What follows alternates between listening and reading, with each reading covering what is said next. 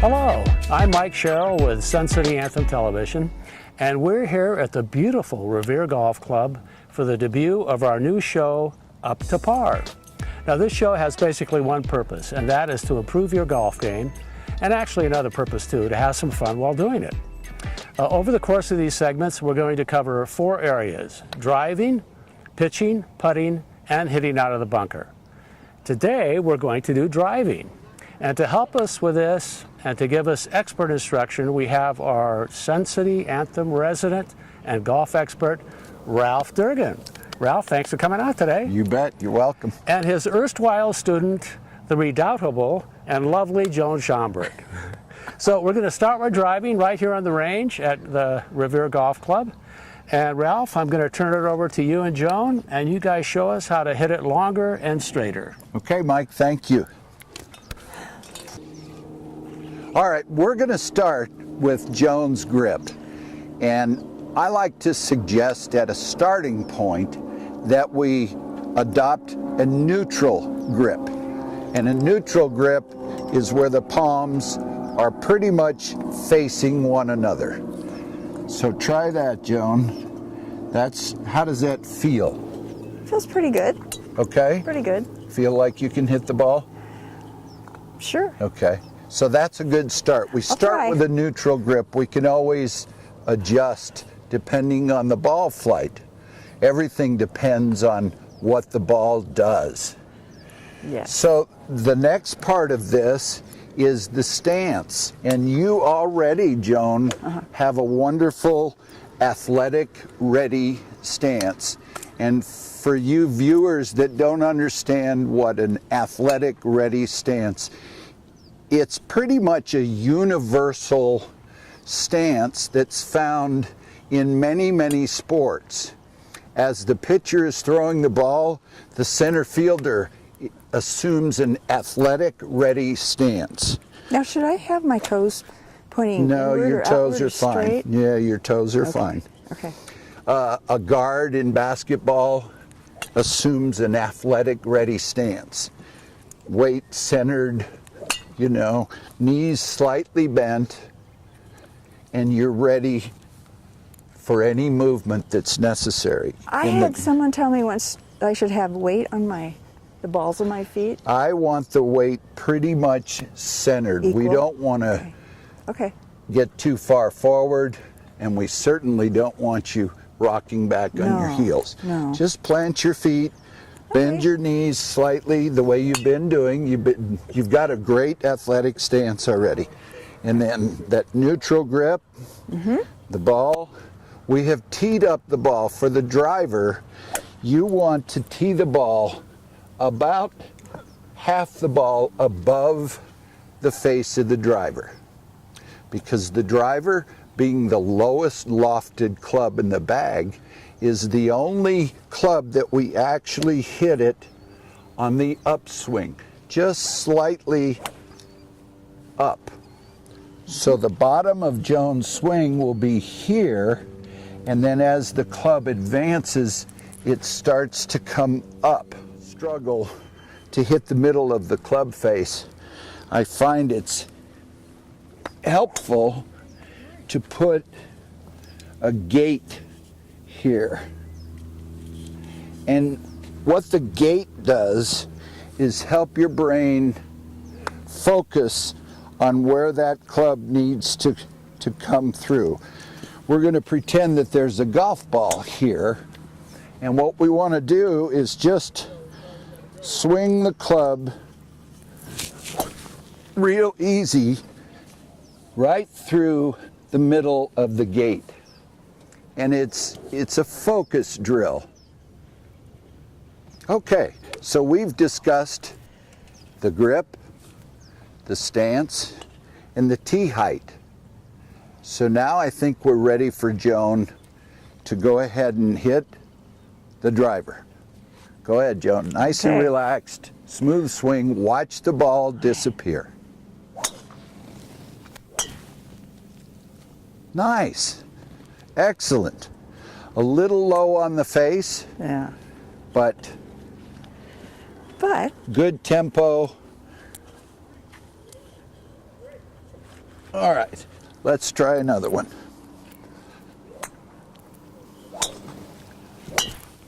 There you go. Wonderful. Okay. Yep. We'll try one more. I want you to put a little power into this one. When you're coming down, I want you to generate a little club head speed this time. Okay, how do you want me to do that? Just pull it down and smooth. With my Watch that arms? ball. With my arms? Yeah, your arms and your body work together on the driver. Okay. Your hips open up, your arms follow, and boom, you generate club head speed at the bottom of the swing. The bottom of the swing. Yep. Okay. Wow. Oh, I like that. Wow.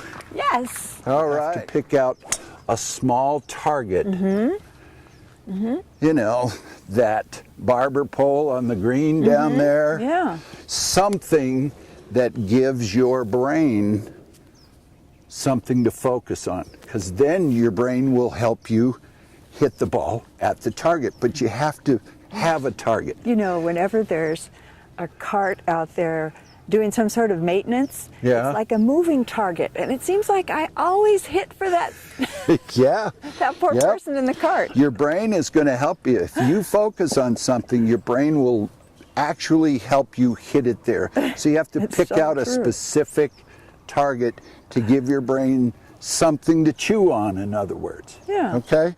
So, Joan, go ahead and try that gate drill again. Take 2 or 3 real easy swings right through that gate. Perfect. Now do it again. Perfect. Go ahead, one more. Nice. See, each time, Hit back. and I was watching your club head, and it was directly in the middle of those two. You Yes. can take this drill and leave the gate there and tee up a ball. I'm not sure that that's overly helpful. I like the drill with no consequences whatsoever. You know, set up the gate, swing 3, 4, 5 times through the gate.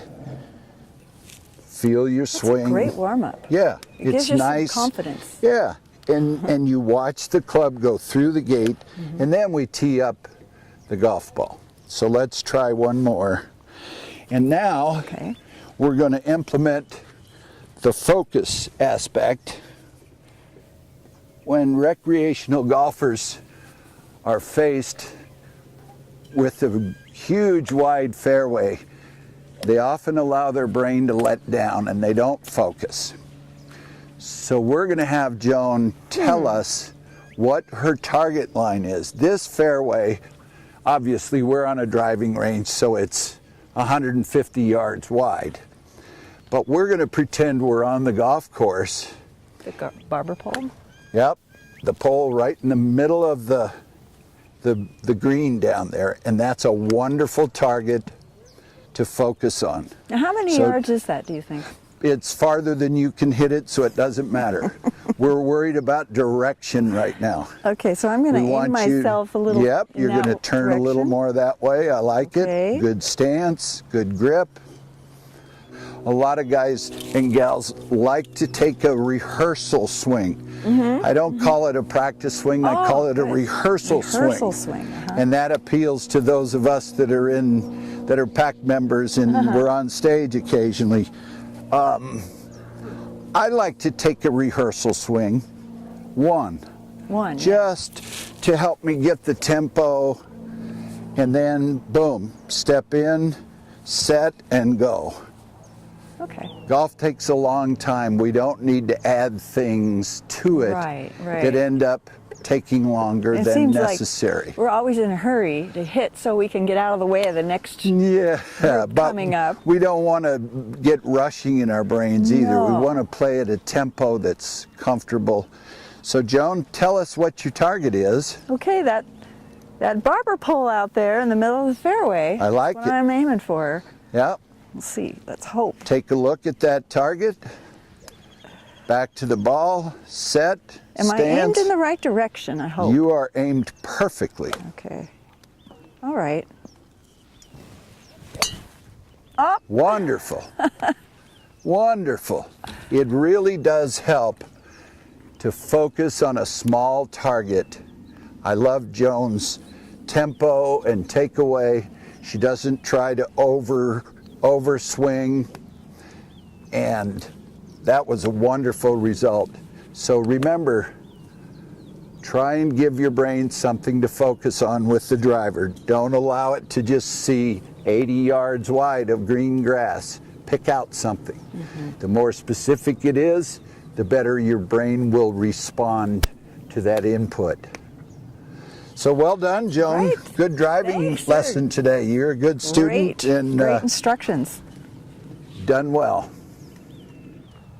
Well, Ralph, wonderful golf tips. Thank you so much. You're and welcome. Joan, you did very well. Thank you. Ladies It and was a gentlemen, pleasure. from Sun City Anthem Television, this is Mike Sherrill, and I want to thank Revere Golf Club, Joan Schomburg, and Ralph Durgan for all their wonderful participation in this new program, Up to Par. And remember, keep it on the short grass.